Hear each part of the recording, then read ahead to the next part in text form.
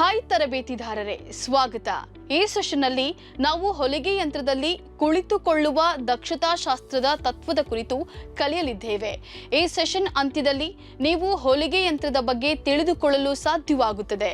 ಹೊಲಿಗೆ ಯಂತ್ರದಲ್ಲಿನ ಪ್ರಮುಖ ಭಾಗಗಳನ್ನು ಪಟ್ಟಿ ಮಾಡಿ ಸರಿಯಾದ ಸ್ಥಾನದಲ್ಲಿ ಕುಳಿತುಕೊಳ್ಳುವ ಬಗ್ಗೆ ವಿವರಿಸಬಹುದು.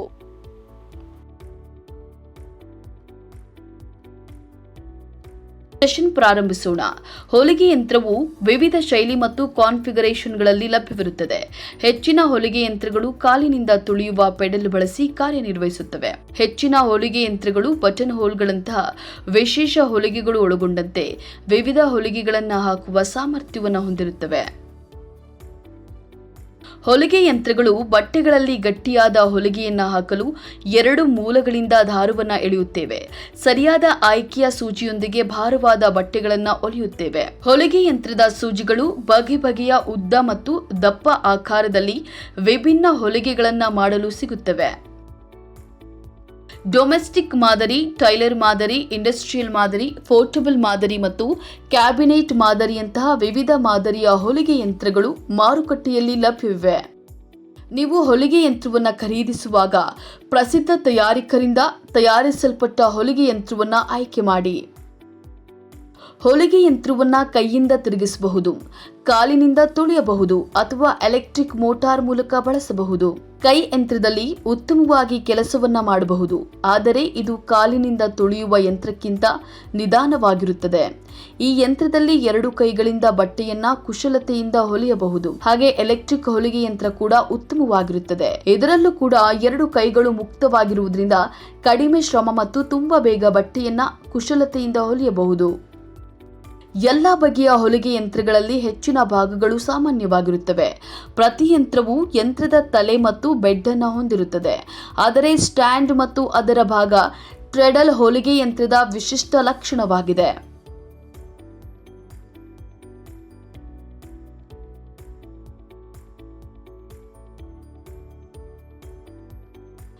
Tension nut, tension disc, eyelet, thread take off spring, thread take off lever, thread guide, ಸೂಜಿ ಫ್ರೆಜರ್ ಫುಟ್, ಸೂಜಿ ಪ್ಲೇಟ್, ಸ್ಲೈಡ್ ಪ್ಲೇಟ್, ಸೂಜಿ bar, presser bar,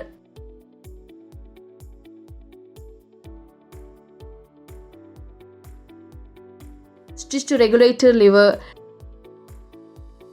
stitch regulator lock screw, bobbin winder thread guide, bobbin winder, balance wheel, spool pin,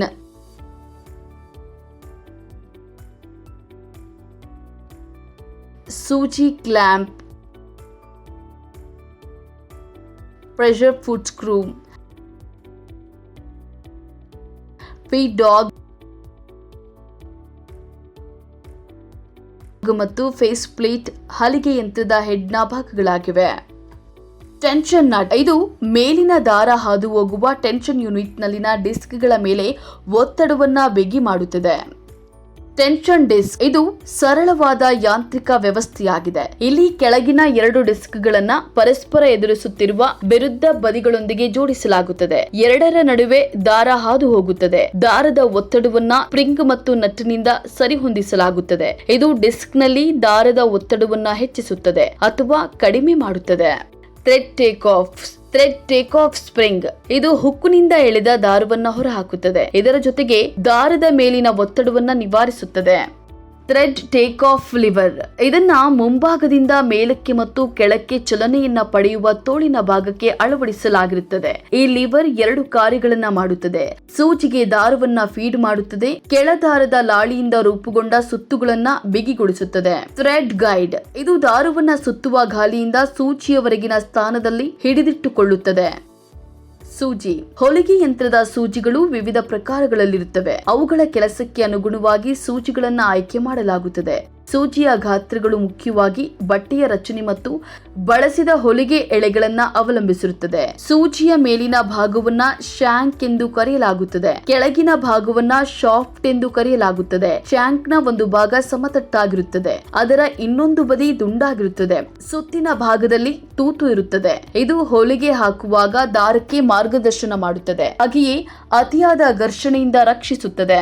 pressure foot, ಇದನ್ನ pressure ಪಟ್ಟಿಗೆ ಜೋಡಿಸಲಾಗಿರುತ್ತದೆ. ಇದನ್ನ ಕೆಳಕ್ಕೆ ಇಳಿಸಿದಾಗ ಅದು ಬಟ್ಟೆಯನ್ನ ಆ ಸ್ಥಾನದಲ್ಲಿ ಬಿಗಿಯಾಗಿ ಹಿಡಿದಿಟ್ಟುಕೊಳ್ಳುತ್ತದೆ. ಸೂಜಿ ತಟ್ಟೆ ಅಥವಾ ಗಂಟಲಿನ ತಟ್ಟೆ, ಇದು ಸೂಜಿ ಅದರ ಮೂಲಕ ಹಾದು ಹೋಗಲು ರಂಧ್ರವಿರುವ ಅರ್ಧ ವೃತ್ತಾಕಾರದ ತಟ್ಟೆಯಾಗಿದೆ. ಸ್ಲೈಡ್ ಪ್ಲೇಟ್, ಇದು ಬಾಬಿನ್ ಕೇಸನ್ನ ತೆಗೆದುಹಾಕಲು ಅಥವಾ ಸೇರಿಸಲು ಸ್ಲೈಡ್ ತೆರೆಯಬಹುದಾದ ಒಂದು ಆಯತಾಕಾರದ ಪ್ಲೇಟ್ ಆಗಿದೆ. ನೀಡಲ್ ಬಾರ್, ಇದು ಉಕ್ಕಿನ ರಾಡ್ ಆಗಿದ್ದು ಕ್ಲ್ಯಾಂಪ್ ಸಹಾಯದಿಂದ ಸೂಜಿಯನ್ನ ಒಂದು ತುದಿಯಲ್ಲಿ ಹಿಡಿದಿಟ್ಟುಕೊಳ್ಳುತ್ತದೆ.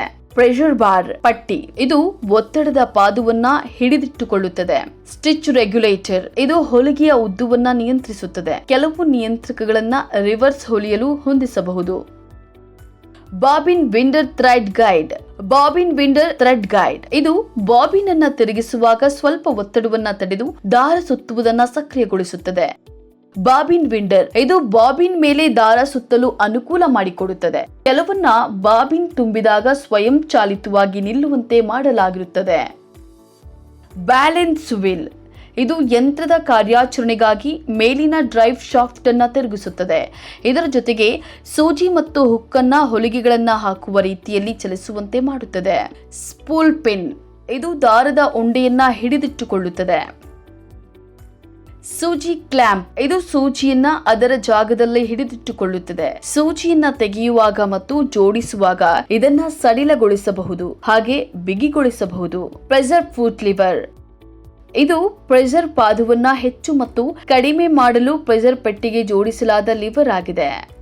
ಫೀಡ್ ಡಾಗ್, ಇದು ಸೂಜಿ ಫಲಕದ ಕೆಳಗೆ ಅಳವಡಿಸಲಾಗಿರುವ ಹಲ್ಲುಗಳ ಗುಂಪನ್ನ ಒಳಗೊಂಡಿರುತ್ತದೆ. ಹೊಲಿಗೆ ಮಾಡುವಾಗ ಬಟ್ಟೆಯನ್ನ ಮುಂದಕ್ಕೆ ಸರಿಸಲು ಇದು ಸಹಾಯ ಮಾಡುತ್ತದೆ.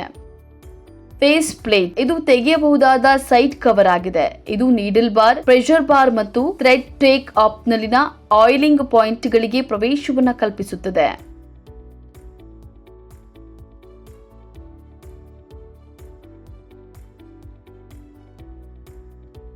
ಬೆಡ್ ಎಂಬುದು ಹೊಲಿಗೆ ಯಂತ್ರದ ಸಮತಟ್ಟಾದ ಭಾಗವಾಗಿದೆ. ಇದರ ಕೆಳಗೆ ಫೀಡ್ ಡಾಗ್ ಅನ್ನ ಅಳವಡಿಸಲಾಗಿರುತ್ತದೆ, ಹಾಗೆ ಶಟಲ್ ಮತ್ತು ಕೆಳಗಿನ ದಾರವನ್ನ ಇರಿಸಲಾಗಿರುತ್ತದೆ. ಸ್ಟ್ಯಾಂಡ್ ಭಾಗವು ಬೆಡ್ ಮತ್ತು ಹೊಲಿಗೆ ಯಂತ್ರದ ಹೆಡ್ ಅನ್ನ ಹೊಂದಿರುತ್ತದೆ. ಇದು drive wheel, belt guide, drive wheel crank, pitman rod, treadle ಮತ್ತು ಕಾಲುಗಳನ್ನು ಒಳಗೊಂಡಿರುತ್ತವೆ. ಡ್ರೈವ್ ವೀಲ್, ಇದು ಬ್ಯಾಲೆನ್ಸ್ ಚಕ್ರವನ್ನ ಬೆಲ್ಟ್ ಮೂಲಕ ಓಡಿಸುತ್ತದೆ. ಬೆಲ್ಟ್ ಗೈಡ್, ಇದು ಡ್ರೈವ್ ವೀಲ್ ನಲ್ಲಿನ ಇಂಡೆನ್ಷನ್ ಬೆಲ್ಟ್ ಅನ್ನ ಅದರ ಜಾಗದಲ್ಲಿ ಇರಿಸುತ್ತದೆ. ಡ್ರೈವ್ ವೀಲ್ ಕ್ರ್ಯಾಂಕ್, ಇದು ಡ್ರೈವ್ ವೀಲ್ ಅನ್ನ ತಿರುಗಿಸುತ್ತದೆ. ಪಿಟ್ಮ್ಯಾನ್ ರಾಡ್, ಇದು ಟ್ರೆಡಲ್ ಮತ್ತು ಡ್ರೈವ್ ವೀಲ್ ಕ್ರ್ಯಾಂಕ್ ಅನ್ನ ಸಂಪರ್ಕಿಸುವ ಲೋಹದ ರಾಡ್ ಆಗಿದೆ. ಟ್ರೆಡಲ್, ಇದು ಯಂತ್ರವನ್ನ ಚಲಾಯಿಸಲು ಬಳಸಲಾಗುವ ಪಾದದ ಚಾಲಿತ ವೇದಿಕೆಯಾಗಿದೆ. ಕಾಲುಗಳು, ಇವನ್ನ ಸ್ಟ್ಯಾಂಡ್ ಬೆಂಬಲಕ್ಕಾಗಿ ಬಳಸಲಾಗುತ್ತದೆ. 5.1 ಈಗ ಹೊಲಿಗೆ ಯಂತ್ರದಲ್ಲಿ ಕೆಲಸ ಮಾಡುವಾಗ ಕುಳಿತುಕೊಳ್ಳುವ ಸರಿಯಾದ ಸ್ಥಾನದ ಬಗ್ಗೆ ತಿಳಿಯೋಣ. ಸರಿಯಾದ ಮತ್ತು ತಪ್ಪಾದ ಆಸನ ಸ್ಥಾನಕ್ಕಾಗಿ ಈ ಚಿತ್ರಗಳನ್ನ ಒಮ್ಮೆ ಗಮನಿಸಿ. ನಿಮ್ಮ ಭುಜ ಕುಣಿಯಬೇಡಿ ಅಥವಾ ಯಂತ್ರದ ಕಡೆಗೆ ಮುಂದಕ್ಕೆ ಬಾಗಬೇಡಿ. ಹೊಲಿಗೆ ಯಂತ್ರದ ಸೂಜಿಯ ಮುಂದೆ ಕುಳಿತಿರುವಾಗ ನಿಮ್ಮ ದೇಹವನ್ನ ಕೇಂದ್ರೀಕರಿಸಿ. ತಟಸ್ಥ ಸ್ಥಾನದಲ್ಲಿ ಎತ್ತರವಾಗಿ ಕುಳಿತುಕೊಳ್ಳಿ. ನೈಸರ್ಗಿಕ ಎಸ್ ಆಕಾರದ ಬೆನ್ನೆಲುಬು ಮತ್ತು ನಿಮ್ಮ ಭುಜಗಳನ್ನ ಆರಾಮಾಗಿ ಬಿಡಿ. ಮೆಷಿನ್ ಲೈಟ್ ಅಥವಾ ವಿಂಡೋ ಮೇಲೆ ಹೊಲಿಯುವಾಗ ಎಡಭಾಗದಿಂದ ನೀವು ಮುಖ ಮಾಡಬೇಕು. ಸ್ಟೂಲ್ ಅಥವಾ ಕುರ್ಚಿಯ ಎತ್ತರವು ದೇಹದ ಎತ್ತರಕ್ಕೆ ಅನುಗುಣವಾಗಿರಬೇಕು. ಅಂದ್ರೆ ಹೊಲಿಗೆ ಮಾಡುವಾಗ ದೇಹದ ಮೇಲ್ಭಾಗವನ್ನ ಸಂಯೋಜನೆ ಮಾಡಬಾರದು. ಹಾಸನದ ತುದಿಯಲ್ಲಿ ಕುಳಿತುಕೊಳ್ಳಬೇಡಿ, ಆದರೆ ಮಧ್ಯದಲ್ಲಿ ಕುಳಿತುಕೊಳ್ಳಿ. ನಿಮ್ಮ ಬಟ್ಟೆಗಳು ಯಂತ್ರವನ್ನ ಮುಟ್ಟದಂತೆ ನೋಡಿಕೊಳ್ಳಿ. ಟ್ರೆಡಲ್ನಲ್ಲಿ ನಿಮ್ಮ ಪಾದಗಳನ್ನ ಸರಿಯಾದ ಸ್ಥಾನದಲ್ಲಿ ಹೊಂದಿಸಿ. ಫ್ಲೈ ವೀಲ್ ಮತ್ತು ಟ್ರೆಡಲ್ ವೀಲ್ ನಲ್ಲಿ ಬೆಲ್ಟ್ ಅನ್ನು ಹೊಂದಿಸಿ. ನಾವೀಗ ಹೊಲಿಗೆ ಯಂತ್ರದ ಮೇಲೆ ಕುಳಿತುಕೊಳ್ಳುವ ದಕ್ಷತಾ ಶಾಸ್ತ್ರದ ತತ್ವ ಕುರಿತು ಸೆಷನ್ನ ಅಂತ್ಯವನ್ನ ತಲುಪಿದ್ದೇವೆ. ಈಗ ನೀವು ಹೊಲಿಗೆ ಯಂತ್ರದ ಬಗ್ಗೆ ತಿಳಿದುಕೊಳ್ಳಲು ಸಾಧ್ಯವಾಗುತ್ತದೆ. ಹೊಲಿಗೆ ಯಂತ್ರದಲ್ಲಿನ ಪ್ರಮುಖ ಭಾಗಗಳನ್ನು ಪಟ್ಟಿ ಮಾಡಿ ಸರಿಯಾಗಿ ಕುಳಿತುಕೊಳ್ಳುವ ಸ್ಥಾನವನ್ನ ವಿವರಿಸುವಿರಿ.